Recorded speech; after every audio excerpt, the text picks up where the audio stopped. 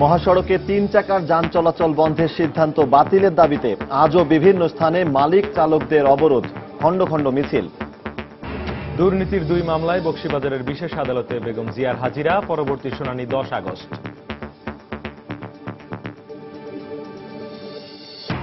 রাজধানীতে কর্মজীবী নারী ধর্ষণের ঘটনা বাড়ছে। কর্মবিমুখ করতেই একটি শ্রেণী এসব ঘটাচ্ছে। মত আইন ও সালিশ কেন্দ্রের প্রতিরোধে তৎপরতা বাড়ানোর দাবি পুলিশের।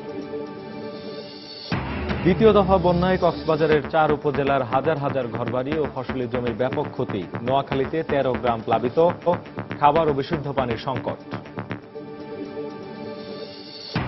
বর্ষা মৌসুমে লিজ দেয় প্রভাবশালীদের দখলে চলে যাচ্ছে হাওর। জীবিকা হারাচ্ছেন এলাকার মৎস্যজীবীরা। এবং টানা বৃষ্টিতে মাঠ ভেজা থাকায় ঢাকার দ্বিতীয় টেস্ট ড্র, 2 ম্যাচের টেস্ট সিরিজে পয়েন্ট ভাগাভাগি।